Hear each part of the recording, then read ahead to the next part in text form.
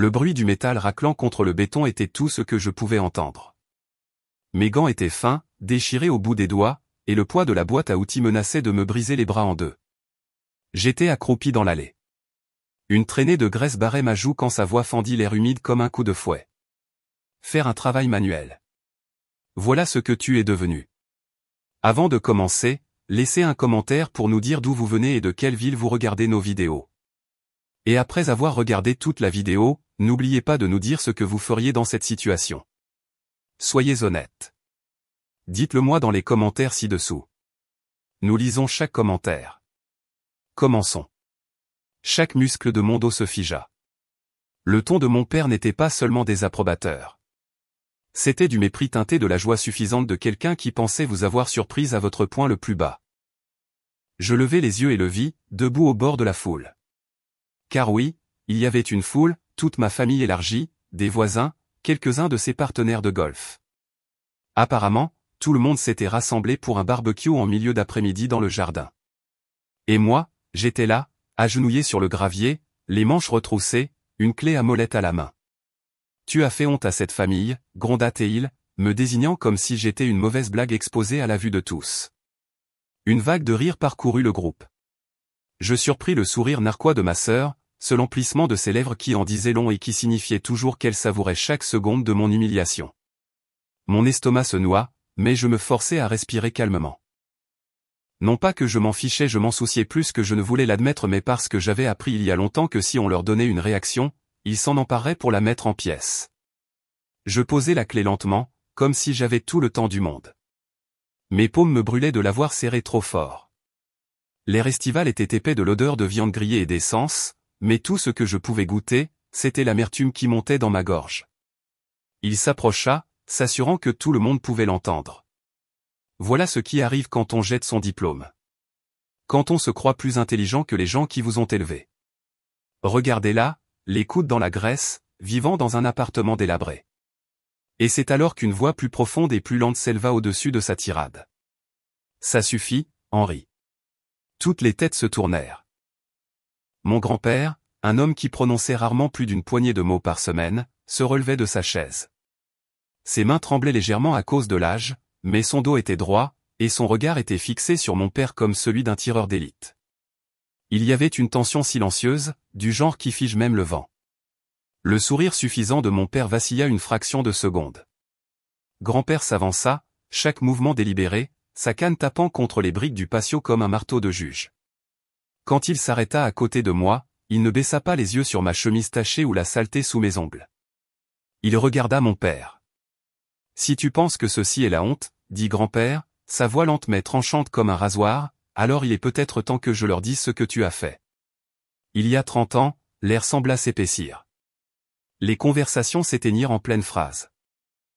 La main de ma tante se figea à mi-chemin de sa bouche, tenant un verre de thé glacé. La mâchoire de mon père se crispa. Ne commence pas, papa.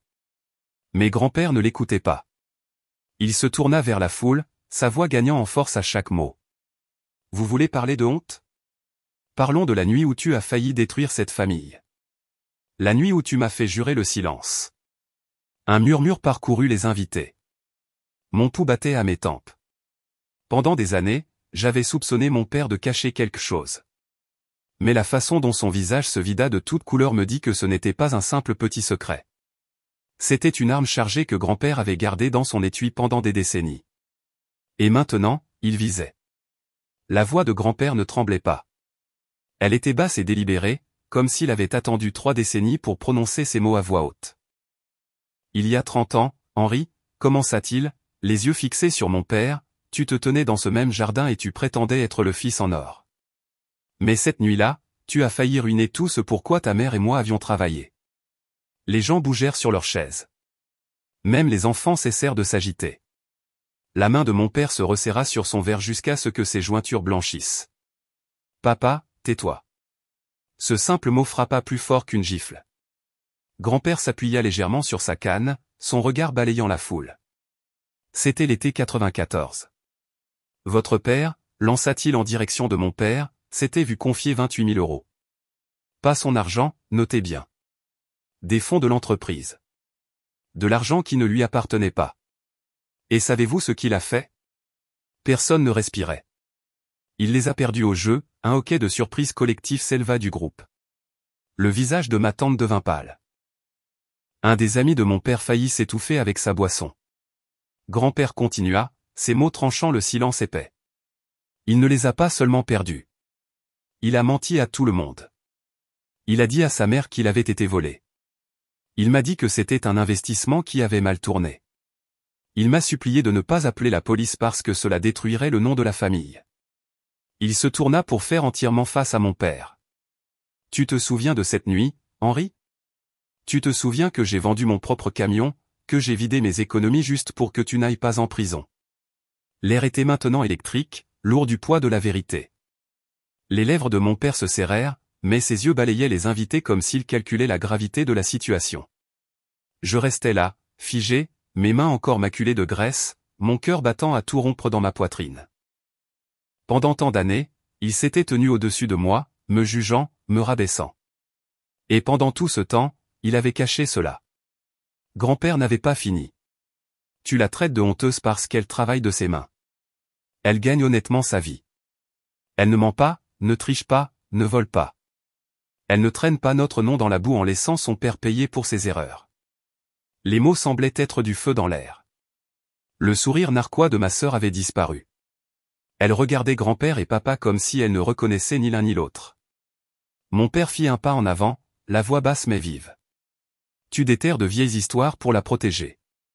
Ce n'est pas une victime, papa. C'est une déception. La canne de grand-père frappa lourdement le sol, le son résonnant dans le jardin. La seule déception ici, c'est un homme qui n'a jamais assumé la responsabilité des dégâts qu'il a causés. Ses yeux s'adoucirent quand il se tourna vers moi. Et toi? Tu ne dois pas la moindre once de honte à qui que ce soit ici. Ma gorge se serra. Je voulais parler, le remercier, mais le nœud dans ma poitrine était trop lourd. Autour de nous, les chuchotements se propageaient comme une traînée de poudre. Je pouvais sentir le changement s'opérer, la façon dont les gens me regardaient différemment maintenant, et le regardaient lui, avec suspicion, avec jugement. Et au fond de moi, sous le choc et l'humiliation, quelque chose de vif commença à prendre racine. Ce n'était pas seulement du soulagement, c'était de la détermination. Parce que pour la première fois, je réalisais que le pouvoir de mon père sur moi venait de se fissurer, et que j'allais le briser complètement. Je restais là, sur le gravier, le goût du fer dans la bouche, mes gants pendant à mes doigts. Le murmure des voix enfla autour de moi, un courant sourd d'incrédulité et de curiosité, comme une tempête se préparant juste au-delà de l'horizon. Pendant des années, mon père avait orchestré ces petites performances, des moments où il pouvait attirer les projecteurs, les braquer sur moi, et s'assurer que tout le monde voit la version de moi qu'il voulait qu'il voie, paresseuse, sans but, pathétique, la fille qui avait gâché son diplôme et embarrassé la famille. Mais maintenant, ce scénario venait d'être déchiré en deux. Je jetai un coup d'œil à ma sœur. Elle était pâle, ses mains agrippant son verre si fort que la condensation avait formé un cercle parfait autour de son pouce. Ma mère était assise, raide sur sa chaise, la mâchoire serrée, n'osant pas interrompre la rare fureur de grand-père. Même ses partenaires de golf, ceux qui riaient toujours des petites blagues méprisantes de papa à mon sujet, étaient silencieux, le fixant comme s'ils voyaient cet homme pour la première fois. Et lui? Le sang-froid de mon père se fissurait. Je pouvais le voir au léger tremblement de sa mâchoire, à la façon dont sa langue sortait pour humidifier ses lèvres avant de parler. Il essaya d'en rire, un son court et sec. C'est ridicule. Il y a 30 ans. J'étais un gamin. Tout le monde fait des erreurs. Grand-père ne sia pas, un gamin? Sa voix était glaciale. Tu avais 24 ans. Tu étais marié. Tu avais un enfant en route. Son regard se posa sur moi une seconde, assez pour me serrer la poitrine. Et au lieu de préparer son avenir, tu sortais en douce la nuit, donnant l'argent des autres à des étrangers autour d'une table de blackjack. Une vague de halètement parcourut la foule. Ma tante posa son verre si fort qu'il cliqueta contre la table. Les yeux de papa se tournèrent vers moi, vifs et calculateurs, comme si j'étais soudainement une menace. Et pour la première fois de ma vie, ça me plut. Je sentis le poids des regards de tout le monde se déplacer dans ma direction, et je savais que mon heure était venue la première fois dans cette famille où je pouvais décider de la façon dont l'histoire serait racontée. Je m'avançai, essuyant mes mains sur le chiffon que j'avais dans ma poche. Alors, si je comprends bien, dis-je, en gardant ma voix calme, posée, presque désinvolte. Tu as passé toute ma vie à me dire que j'étais un échec parce que je ne correspondais pas à tes standards. Et pendant tout ce temps, ton standard était de ne pas se faire prendre? Quelques rires étouffés s'échappèrent du groupe, rapides et gênés, comme si les gens n'étaient pas sûrs de pouvoir rire sans risque. Les yeux de mon père se plissèrent. Surveille ton langage. Mais quelque chose en moi avait basculé, et je ne pouvais plus m'arrêter. Non, je pense que je l'ai assez surveillé. Je l'ai surveillé quand tu me rabaissais au dîner de famille. Je l'ai surveillé quand tu faisais des blagues sur mes petits boulots comme si c'était quelque chose de honteux. Et je l'ai surveillé pendant que tu omettais commodément la partie où tu as failli détruire l'entreprise de grand-père. Son visage s'assombrit, les veines de sa tempe ressortant. Tu te crois maligne maintenant, n'est-ce pas? Profitant de sa protection. Je penchai la tête, feignant la réflexion. Non, je pense que je suis juste fatigué de me taire. Grand-père posa une main sur mon épaule, stable, solide. Tu n'as pas besoin de te justifier auprès de lui. Il a eu 30 ans pour redorer sa réputation. Tu as eu 30 secondes pour montrer plus de courage qu'il n'en a jamais eu. Cette phrase fit mouche. Je le sentis dans la façon dont l'atmosphère changea. Les gens ne me regardaient plus seulement différemment, ils le regardaient lui, comme s'ils voyaient enfin les fissures. Il tenta une dernière pique. Eh bien, si tu penses que travailler de ses mains est si noble, peut-être devrais-tu continuer à le faire pendant que le reste d'entre nous s'occupe du vrai succès. Je souris alors pas le sourire nerveux et crispé que j'arborais habituellement quand il me lançait des piques, mais quelque chose de plus lent, de plus acéré. Oh, ne t'inquiète pas, papa. Je compte bien travailler de mes mains encore un moment. Mais pas comme tu le penses. Car ce qu'il ne savait pas, ce que personne ici ne savait, c'est que j'avais quelque chose à moi, bien gardé. Quelque chose qui pouvait prendre cette fissure dans sa réputation et l'élargir jusqu'à la rupture. Et maintenant que le premier coup avait été porté, je n'allais pas m'arrêter avant que toute la façade ne s'effondre. La foule commença finalement à se disperser. Mais les dégâts étaient faits. Les conversations restaient feutrées. Les regards continuaient de se tourner vers mon père, comme si les gens rejouaient chaque interaction qu'ils avaient jamais eue avec lui. Je ne suis pas resté pour le voir tenter de sauver son image. Je me suis éclipsé par le portail latéral, la chaleur de l'allée montant le long de mes jambes, mes bottes crissant sur le gravier alors que je me dirigeais vers mon camion. Mes gants étaient toujours en boule dans ma poche, mes paumes moites pour d'autres raisons que la météo. L'humiliation que j'avais portée pendant des années s'était transformée en quelque chose de plus lourd et de plus vif. Il ne s'agissait plus de survivre à ces critiques constantes. Il s'agissait d'y mettre fin. Et j'avais déjà le premier fil à tirer.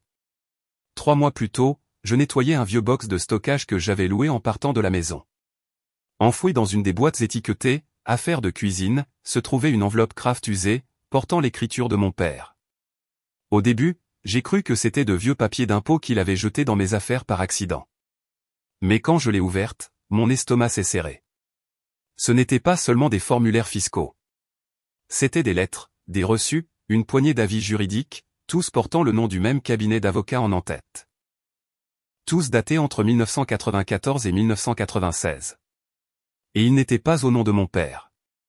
Ils étaient au nom d'un homme nommé Étienne Cartier. Le nom ne me disait rien au début, jusqu'à ce que je voie un des avis listant des noms d'emprunt. Le nom de mon père y était imprimé. Ça m'a frappé comme un coup de poing. À l'époque où grand-père l'avait tiré d'affaire, mon père ne s'était pas contenté de jouer. Il agissait sous une fausse identité. Il y avait une toute autre dimension à l'histoire que grand-père avait racontée aujourd'hui, une que mon père pensait clairement enterrer à jamais. Le fait est que j'avais déjà fait quelques recherches. Un après-midi tranquille aux archives départementales, quelques questions polies au bon employé, et j'avais découvert autre chose. Étienne Cartier avait été impliqué dans une transaction immobilière qui avait échoué d'une manière qui semblait très familière, argent disparu, promesses non tenues. Et le dernier document dans cette enveloppe? Une lettre du ministère de la Justice marquée « Affaires classées, preuves insuffisantes ». C'était plus que suffisant pour lui donner des sueurs froides si cela venait à revoir le jour. En m'éloignant de la maison en voiture, j'entendais encore la voix de mon grand-père dans ma tête. Tu ne dois pas la moindre once de honte à qui que ce soit ici. Peut-être pas, mais je pouvais en servir une bonne dose à quelqu'un d'autre. J'ai commencé par l'évidence, un appel à Margot, une vieille connaissance de la famille qui travaillait dans l'immobilier depuis des décennies et n'avait aucune affection pour mon père. Elle a répondu à la deuxième sonnerie. Je croyais que tu avais juré de ne plus jamais m'appeler, dit-elle, la voix sèche mais teintée de curiosité. J'ai changé d'avis, ai-je répondu. J'ai besoin de tout ce que tu peux trouver sur une transaction immobilière de 1995. Le nom, Étienne Cartier. Il y eut une pause. C'est étrangement précis. Ça en vaudra la peine, dis-je. Fais-moi confiance. Le soir même, en rentrant chez moi, elle m'avait déjà envoyé un texto d'une seule phrase, tu ne vas pas croire qui d'autre était impliqué. Et quand j'ai ouvert le fichier qu'elle avait joint, j'ai senti le premier vrai sourire de la journée se dessiner sur mes lèvres. Car non seulement mon père était lié à l'affaire, mais aussi l'un de ses amis les plus proches, le même ami qui se tenait dans ce jardin aujourd'hui, riant quand mon père m'avait traité de honte pour la famille. Maintenant, ce n'était plus seulement de la vengeance, c'était de la stratégie. La semaine suivante fut un tourbillon d'appels tardifs, de réunions discrètes et d'une concentration que je n'avais pas ressentie depuis des années. Chaque preuve que Margot m'envoyait s'emboîtait parfaitement dans le puzzle que je construisais. De vieux contrats, des déclarations sous serment, des virements bancaires qui semblaient corrects à première vue mais qui portaient l'odeur d'arrangement en coulisses. Le tableau était accablant, et plus je creusais, plus je réalisais avec quel soin mon père avait réussi à façonner son personnage d'homme d'affaires respectable. C'était un masque qu'il portait si bien que les gens ne pensaient jamais à regarder en dessous. Mais maintenant, j'en avais assez pour l'arracher d'un seul coup. Le timing était primordial. Mon occasion se présenta plus vite que prévu. La fête de fiançailles de ma cousine était prévue pour le samedi soir, une grande réception en plein air dans le même jardin où mon père m'avait humilié une semaine plus tôt. Les invitations avaient été envoyées des mois auparavant. Mon père devait porter un toast familial après le dîner, une chose qu'il adorait car cela le mettait au centre de l'attention. Parfait. Je suis arrivé en retard, délibérément. Je ne voulais pas de bavardage futile. Je voulais entrer au bon moment. Quand je me suis garé dans l'allée, le jardin bourdonnait déjà. Des guirlandes de lumière chaude pendaient au-dessus des tables. Les gens riaient devant leurs assiettes, et le bourdonnement des conversations était ponctué par des éclats de musique provenant des haut-parleurs loués. Je me suis de nouveau glissé par le portail latéral juste au moment où mon père s'approchait du microphone. Il avait l'air parfaitement à l'aise, un verre à la main, un sourire impeccable pour la foule. La famille, commença-t-il d'une voix riche, c'est se tenir mutuellement à un certain niveau, c'est protéger notre nom, notre héritage. Je m'avançai, assez fort pour couper sa phrase. Je dis, c'est comme ça que tu appelles ce que tu as fait en 94, papa. Le micro capta ma voix. Les haut-parleurs la diffusèrent. La conversation cessa comme si quelqu'un avait appuyé sur pause. Il cligna des yeux, le sourire vacillant. Ce n'est pas le moment. Si, je pense que c'est exactement le moment. Ma voix ne tremblait pas. Je marchais jusqu'à côté de lui, mes bottes crissant sur le patio. La semaine dernière, grand-père a rappelé à tout le monde les 28 000 € que tu as perdus au jeu, mais il n'a pas mentionné le reste, n'est-ce pas? Une vague de malaise parcourut la foule. Mon grand-père, assis à la table d'honneur, me regardait avec la même expression posée que la semaine dernière, sans intervenir, mais sans détourner le regard non plus. Je sortis un document plié de mon sac et le posai sur la table devant le micro. Voici le dossier officiel d'une transaction immobilière qui a échoué. Étienne Cartier était le nom sur le contrat. Et voici la liste des noms d'emprunt que le ministère de la Justice possède. Je tapotai le papier. C'est drôle, papa, ton nom est juste ici. L'ami qui avait ri le plus fort à mes dépens la semaine dernière bougea sur sa chaise. Tu devrais faire attention. Oh, vous y êtes aussi, dis-je sans perdre le fil. Je tournai la deuxième page vers la foule. Co-signé par vous. 2 hommes promettant des terrains à des investisseurs qui ne se sont jamais matérialisés. De l'argent a disparu. Aucune accusation, grâce à des preuves insuffisantes. Je regardais mon père. Je suppose que grand-père t'a tiré d'affaire 2 fois. Le silence était suffocant. Les yeux de ma mère étaient écarquillés. Le visage de ma sœur était blafard. Les gens ne le regardaient plus seulement différemment. Ils le regardaient comme s'il était radioactif. Il attrapa le micro, la voix basse et furieuse. Tu n'as aucune idée de ce dont tu parles. Vraiment?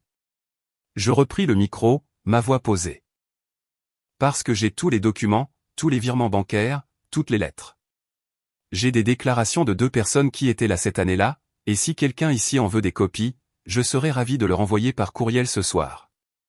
Quelqu'un au fond a même applaudi un son sec et surprenant et cela brisa la tension juste assez pour que les chuchotements explosent dans le jardin. Je ne le regardais pas en reculant. Tu voulais me traiter de honte pour cette famille. Très bien. Mais maintenant, ils savent exactement quel genre d'homme a le droit de décider de ça. Grand-père se leva lentement de sa chaise et s'approcha. Il ne me parla pas tout de suite, posa simplement sa main sur mon épaule, de la même manière que la semaine précédente. Puis il se tourna vers la foule. Je pense que nous avons entendu assez de discours pour ce soir, dit-il simplement. Profitons de la fête. Et c'est ainsi que le centre de l'attention se détourna de mon père, de son image si soigneusement gardée. Les conversations qui reprirent ne concernaient plus les fiançailles. Elles le concernaient lui. Au moment où je suis parti, je n'avais plus besoin de dire un mot. Les dégâts étaient permanents, et je n'avais même pas encore publié les documents. Je me suis glissé derrière le volant de mon camion, le bourdonnement chaleureux de la fête s'estompant derrière moi. Pour la première fois depuis des années, je me sentis légère. Non pas parce que je l'avais embarrassé, ce n'était qu'un effet secondaire. Non, c'était parce que j'avais repris le pouvoir qu'il m'avait volé, morceau par morceau, tout au long de ma vie. Et je savais au plus profond de moi qu'il ne pourrait plus jamais me le reprendre.